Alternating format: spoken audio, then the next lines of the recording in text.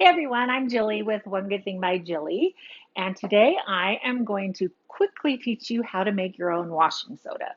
Now, why would you want to make your own washing soda, you may be asking? Well, first of all, washing soda is a key ingredient in making your own laundry detergent, which I know a lot of you like to do, I love to do, and it's also a key ingredient if you want to strip your laundry. That's become something very popular lately to get all that embedded dirt and oil and the things that get caught in the fibers of your fabric. Washing soda is one of the key ingredients to stripping all of that out. And we actually have a blog post about it on onegoodthingbyjilly.com. So it's nice to be able to get a hold of washing soda. Now, I have gotten a lot of emails from people around the world who can't easily find washing soda in their grocery store.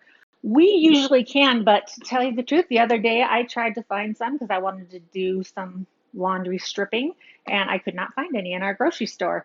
But then I realized I didn't need to buy it because there's a very, very easy way to make it.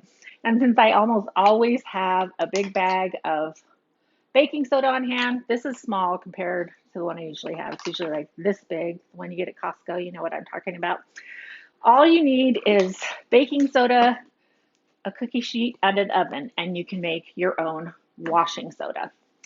So, even though most of us can find it, I figured, why would I buy it if I could just make it and save the cost of having to buy something extra?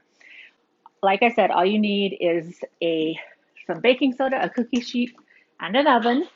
And all you are going to do is spread it out on your cookie sheet in a thick layer, depending on how much you need. You could do a whole box or as much or as little as you want.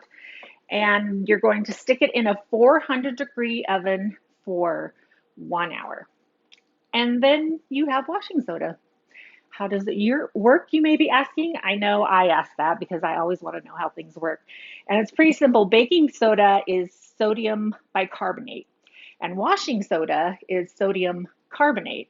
So when you put baking soda in the oven, it drives out the water and the carbon dioxide and leaves you with simply sodium carbonate.